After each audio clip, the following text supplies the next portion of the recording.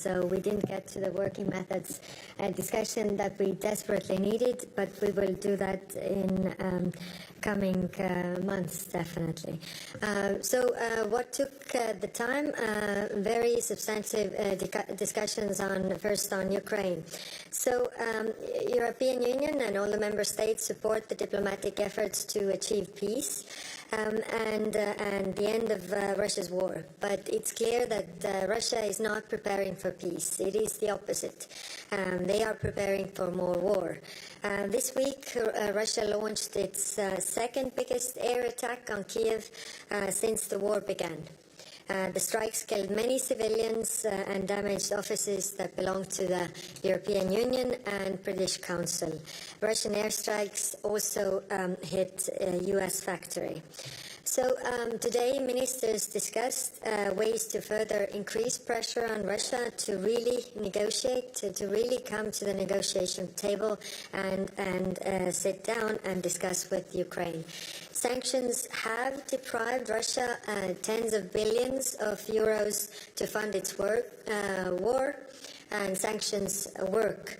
Ministers discussed the possible building blocks for the next sanction package. Options include secondary sanctions, those backing Russia's war, as well as import bans and tariffs on Russian products. Efforts against shadow fleet ships must also be stepped up. And I've asked the member states for their proposals next week. The goal is to exert maximum pressure on Russia. Of course, new actions would be stronger if matched by our partners, including our transatlantic partners. Today, ministers also discussed the use of Russian frozen assets for Ukraine's defense and reconstruction. It was a very, very good and very substantive discussion. We needed this to hear all the arguments from all the sides, to really debate on the substance matter, and this discussion will continue.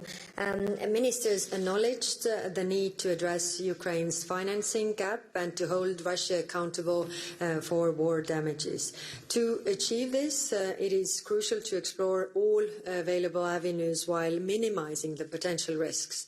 And I want to stress that financial markets did not react when we froze the assets. Financial markets are calm now as we discuss this, and there are risks, but I'm confident that we are able to mitigate those risks. One thing is absolutely clear, where everybody agreed, and this is that given the devastation that Russia is causing in Ukraine and has caused in Ukraine so far, it is unthinkable that Russia will ever see this money again unless it fully compensates Ukraine the damages caused. Second, Middle East. First on Iran. The E3, so the France, Germany and UK, have begun the process of reimposing UN sanctions on Iran, and we had a short discussion on this. The 30-day deadline has started, and this does not mark the end of diplomacy. Tehran still has the chance to fully cooperate with the International Atomic Energy Agency and resume negotiations with the US over its nuclear program. And the ball is in Tehran's court. So I stand ready to support any kind of diplomatic efforts towards finding a solution. On Gaza, Israel's announcement that Gaza City is now a combat zone threatens to worsen the humanitarian situation. If military solution was possible, the war would already be over. Gaza needs less war, not more war, and on the West Bank, Israel's decision to advance its West Bank settlements is illegal and undermines the two-state solution. So, of course, we discussed what more can we do. We have been very active in contact with Israelis trying to improve the humanitarian situation on the ground, but of course more needs to be done. Many EU member states have taken measures against Israel. Israel sorry, not against Israel, but against the Israeli government. And there's a very important distinction to be made. It's not against Israel, but actually the actions of Israeli government that are going on, including sanctioning the ministers, suspending arms exports. This is what the EU member states have done. So on the European Union side, there is no sugarcoating to the reality where we are. It was clear that today a broad majority of member states gave more ideas. What more can we do to really improve the situation? We will explore those ideas further. But it's clear that member states disagree on how to get Israeli government to change course. The options are clear and remain on the table. We have presented an option paper, but the problem is that not all EU member states are on board. But again, we had a very good discussion on different options, and we will continue to try to find ways to explore what can we do. And finally, on the issue of denying visas to Palestinian authorities so that they can't participate in the United Nations General Assembly. In the light of the existing agreements between the UN and its host state, we all urge for this decision to be reconsidered, considering the international law and the way United Nations has been built up. So this is the agreement that we all had on this topic. Thank you very much. And now over to you. Well, thank you very much, Kaja. When it comes to foreign policy, there's more than enough for us to tackle. And it's absolutely no secret, and that remains after today's meeting, that we are 27 member states, and we do not always agree on everything. But as I mentioned when I arrived this morning, the informal gimmick setting provides the, I would say, perfect atmosphere for constructive and honest discussions on how we can deliver on our promised pledges, how we can move forward, how we can strike compromise between ourselves. And I really want to thank my colleagues for the truly open, dynamic and non-scripted discussion we have had today. And as Kaja mentioned, we had core discussions on two of the major challenges facing the European Union, Russia's illegal war against Ukraine and the humanitarian catastrophe in Gaza. The European Union's most important task right now is to maintain support for Ukraine and increase the pressure on Russia. I think everybody agrees that it's very clear that Putin is trying to buy time and divert attention from the massive and brutal attacks on Ukraine. He must not succeed. And the only language he understands is that of hard pressure. And I want to thank my colleagues for the very constructive talks we have had on how we can move forward with the 19th sanction package. We need to bring Ukraine in a position of strength, and therefore we need to increase pressure together through harder sanctions. And of course, transatlantic cooperation will make the effect of the sanctions even stronger. The other main topic we discussed today is the current humanitarian catastrophe in Gaza. Daily horrific violence continues. And just last week, the UN declared famine in Gaza. Israel's actions go far beyond act of self-defense, and we have repeatedly urged Israel to stop the war and change her course.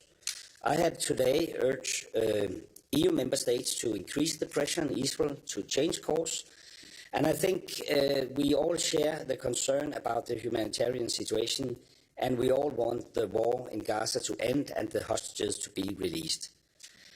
As one concrete way to increase pressure, Denmark supports the suspension of the trade chapter in the association agreement with Israel.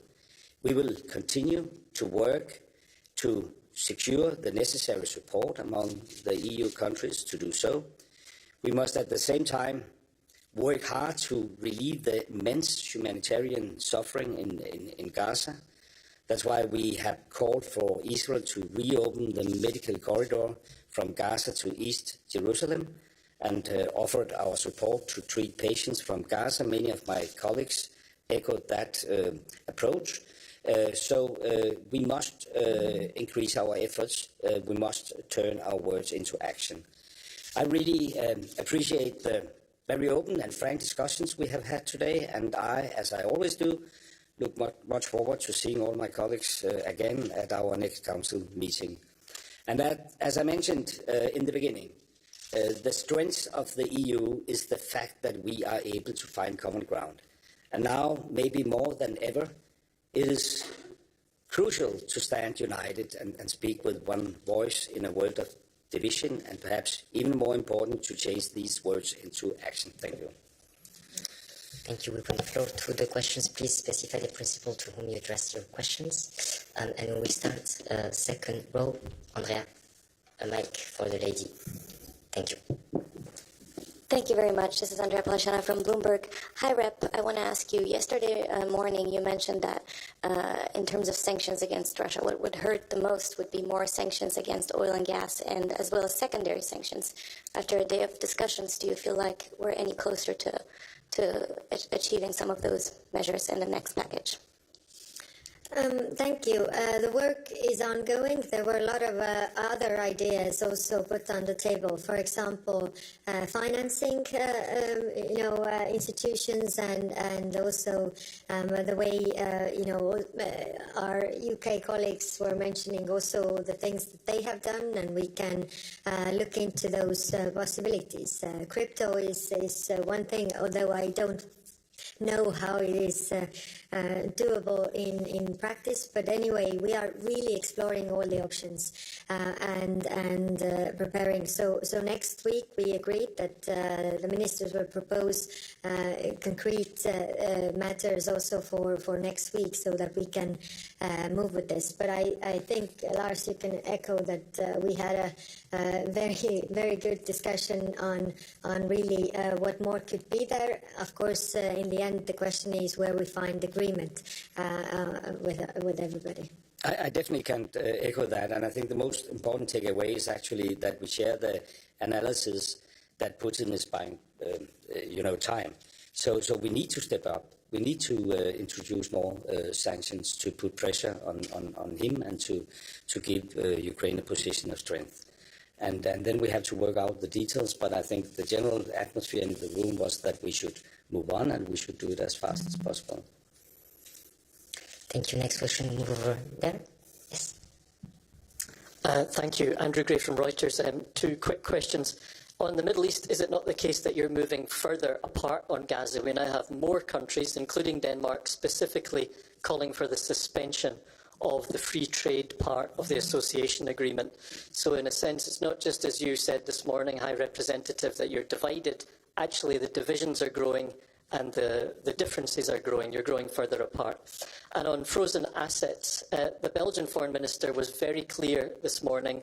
He said, you can't kill the goose that lays the golden eggs. And he said he's also not open to even looking at riskier investments in terms of using the windfall profits.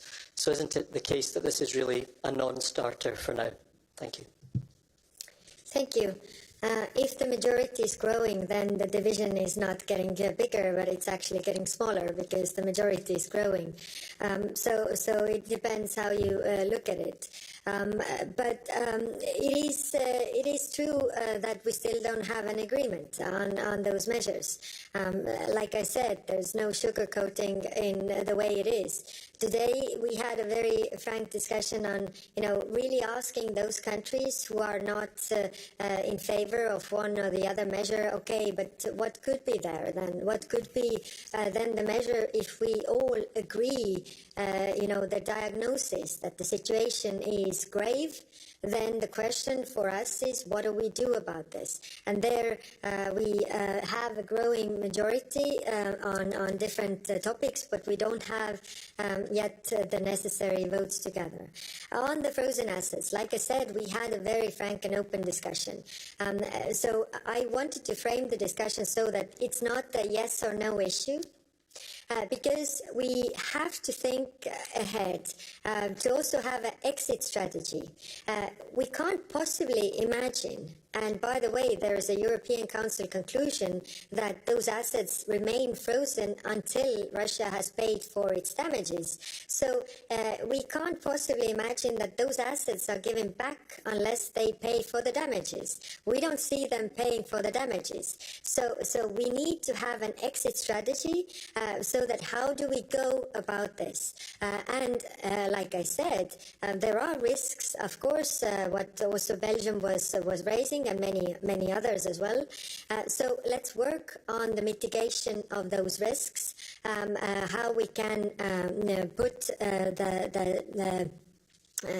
really the solution together for the day after, because if there comes a peace agreement, then there is also this question what happens with those assets, and we need to have the answer, considering that we are a European Union that also respects the rule of law and everything. We have to have those rules in place in addition to the international law that is already saying that those who are causing the damages should pay for the damages that they have caused, and the damages caused in Ukraine are done by Russia, not by European countries. We go to the first row. The lady here, please. Thank you. My name is Celine. I'm from the Danish Broadcasting Corporation. My question is for the High Representative. Can you point to one concrete step regarding Israel that the countries actually agreed on today? And after today's meeting, do you expect a more unified EU putting pressure on Israel and taking concrete steps?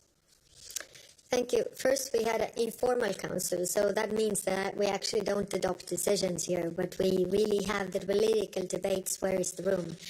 So no decisions today. We were just, testing where we can move, especially those countries who have been against. Are they willing to move on other topics, on other measures that we can do? So that was the situation. We'll stay on the first row. The gentleman, please. Hi, my name is Michael from Danish TV2. A question for you, High Representative. You said this morning that you're not very optimistic regarding coming to a conclusion among the countries. Would you say that it's time to deal with the rule of consensus within the EU regarding foreign policy to make sure that the EU going forward can make decisions on standing on marks regarding Israel, for example? Yes, that's why I wanted to have the point on the agenda today about the working methods, to really discuss how we can deliver. Because my personal feeling is that, the people of Europe are also losing trust in Europe if we are not able to deliver on the decisions. So this is really time to look in the mirror and say, what more can we do to be more effective? But unfortunately, the Middle East, the Ukraine discussion took all our time, and I really didn't want to limit the ministers this time because it was important that we had the frozen assets discussion and very open and frank. But what we agreed is that I will have these discussions in smaller groups of member states regarding the working methods, so that really how we can go further, not theoretically, but really practically on really concrete items and within the limits of the treaties, of course. We continue here, and then we go in the back, please. The lady there. Yes, thank you. Thank you very much. Rosie Birchard for DW. Foreign Minister, first of all, you have laid out a menu of options with regards to pressuring the Israeli government. You talked about the trade chapter. How do you respond when the Israeli government says any such measures only serve to strengthen Hamas? And High Representative, you pointed to some measures that individual member states have taken, but ultimately you have to go out in the world and be the diplomatic face representing the European Union. It's been more than a month since the proposal to bar Israeli startups from accessing some EU research funds under the Horizon Europe programme. In that proposal, the European Commission said Israel is violating human rights in Gaza and breaching EU cooperation rules, but we know that's stuck in diplomatic deadlock. So how is that stalled action impacting your diplomacy and your credibility? And do you have a message to those big countries, including the likes of Germany, that are not in favour of EU-level cooperation? Thank you. Thank you. If you ask personally how that feels, that I'm the face that is to blame, that we don't have a decision, then it's hard. It's very hard. But the way a European Union works is that not the High Representative is making the decisions, but 27 have to come to an agreement. And that's why I'm working so hard to get that agreement, to really address the sensitivities that one member state or the other has to find a compromise to deliver. And that's why, again, coming to the previous question, I really want to have the discussion also about the working methods to be more effective, to be able to deliver. Because it's true that I have to be responsible. I'm the face that has to then also comment these things, and it's hard. Of course, what we can't overlook is that we are actually very active on this file. Like, we are in constant contact with the Israelis, really putting the pressure on them, really, and we have achieved also, if we take the humanitarian understanding that we have, there are more trucks getting in to Gaza with humanitarian aid. There are more border crossings opened than before. There are vital reparations of critical infrastructure. There are fuel being provided with you. So also, we are the biggest providers of support to Palestinian Authority. We are the ones keeping the two-state solution alive. We are the ones who are the biggest providers of humanitarian support to Gaza people. But of course, this is what we see in the news. It's frustrating that we can't do more. We are discussing, and I can feel, all the ministers feel the pain, that we want to do more to help those people. That we challenge the false narratives. And I mean, we have absolutely no intention to strengthen Hamas, quite the opposite. But it is too black and white if, steps putting pressure on Israel to ensure that they fulfill their obligations is interpreted as now we are strengthening Hamas. We have to confront these false narratives, and I think perhaps that's one of the explanations why we haven't moved yet, because it's very polarized. Israel is right now undermining the two-state solution, and taking action against that is not strengthening Hamas. You could argue the opposite, because if we do not intervene, if we do not have any actions, then we give room to the most extremist environments at both sides of the conflict. So that's why we have been arguing that we should move. And I'm pleased, even though we haven't reached any agreement, we don't have a qualified majority yet, but things are moving. And even though we haven't had the time for this debate in principle about working methods, we had it as a part of this discussion. That's true. Because the most sophisticated tools, for that we need consensus. But we have to work and think more innovative of what could be the next best solutions. For instance, we want to put a ban on import from the occupied territories. That's probably not doable. But then we could put heavy tariff on import, and we could do that by a qualified majority. And we are going to explore all these possibilities in the lead up to the next FACT meeting. Thank you. We have time for two more quick ones. We'll take the lady in the back, and then we'll come back to the... Angela, please. Yes. Hi, Angela Skujins. I'm from TVP World, Poland's public broadcaster. A question for you, High Representative.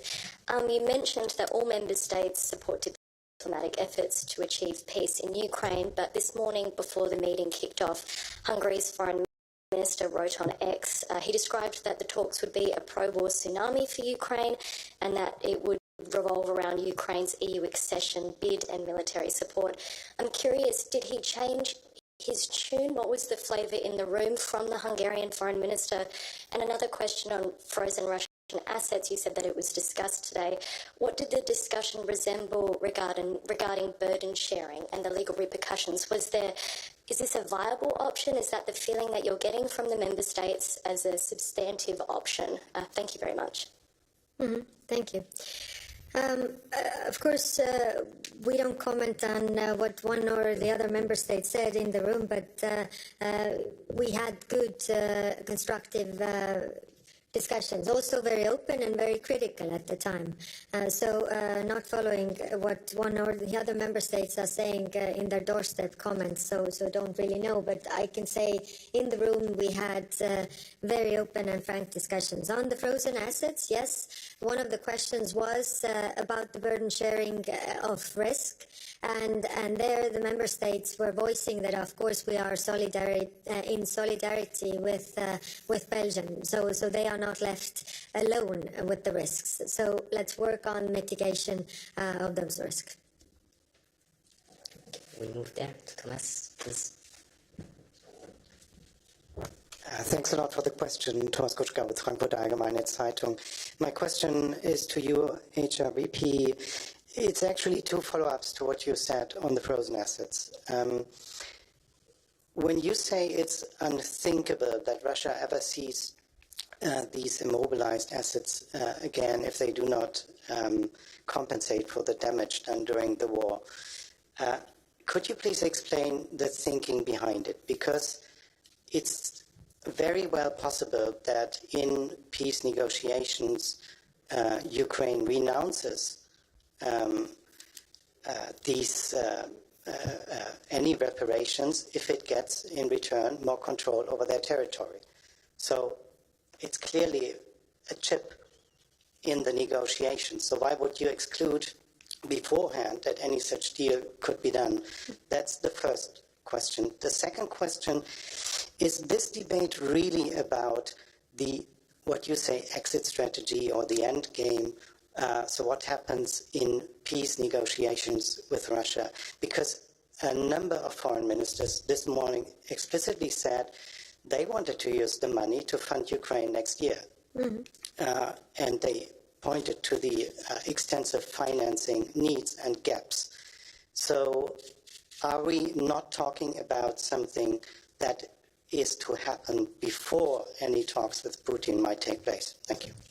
Thank you. On your first question, there is a European Council decision that states that the assets remain frozen until Russia has paid reparations. That is the basis. So these are frozen by European Union.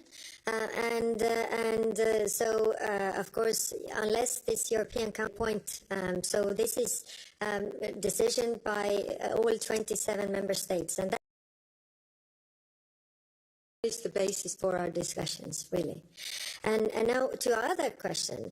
Yes, it is true that many member states raised this issue that Ukraine's funding gap is enormous and we need to find the funding now, but it's also clear the political reality that Belgium and many other countries are not willing to discuss it now in this. But everybody agrees still that Russia should pay for the damages, not our taxpayers. So that's why I'm stressing on the exit strategy, to be politically realistic, to work to find a solution there, because there is the basis where everybody agrees. Thank you. We'll take the very last one since there is one last hand, and then we will have to close it. Thank you very much. Thank you for the extra time. Mattia Bagnoli, ANSA, the National Italian News Agency. Hi, Rep.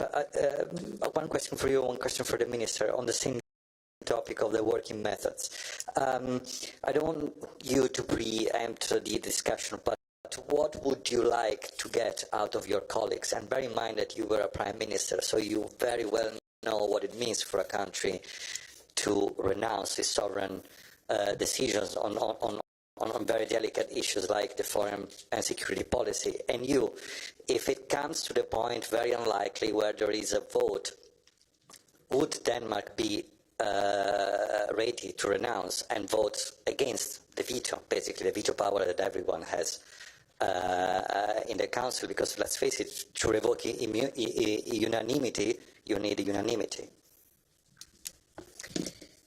Yes, thank you. I don't want to preempt the discussions, of course, but the frame should be the treaties. Yes, coming from a country, from a small country that for 50 years did not have a voice, we really cherish the equal voice that we have around the table as Estonia, as in my previous capacity.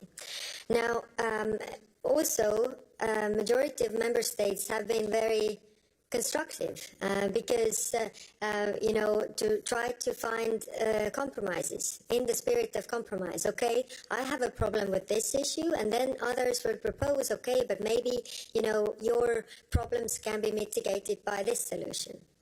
And I think this is the way it should be. If there is a risk that you are losing your voice, then you're more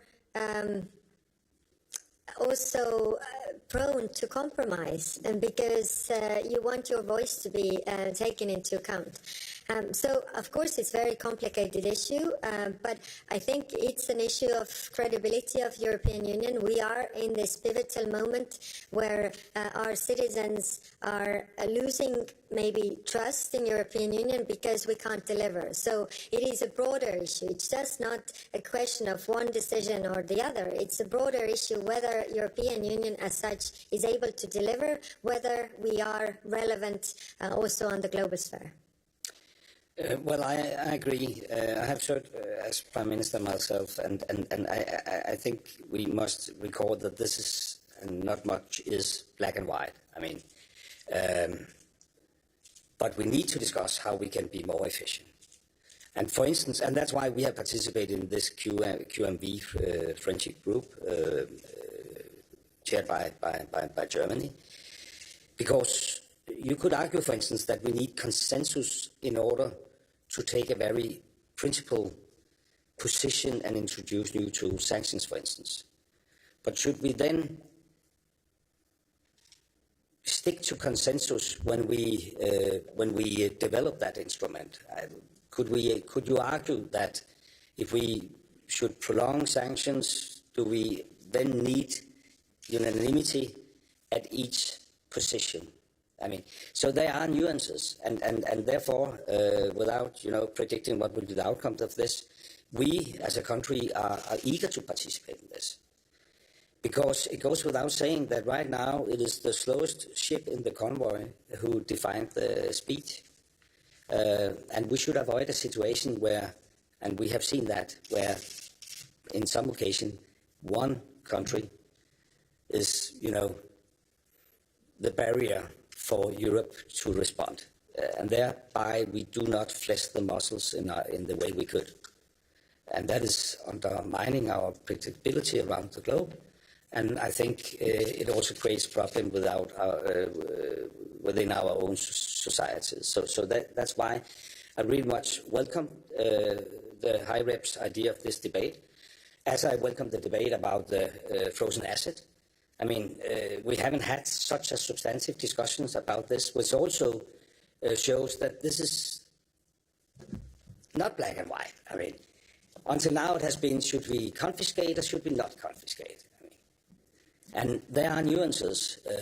As it has been stated, there's no way they will see the money again. I mean, we're talking about plus 200 million, and I think the registered claims so far is talking about the damages is more than 500 billion. So, I mean, if they pay their bill, I mean, they need more money that we have frozen.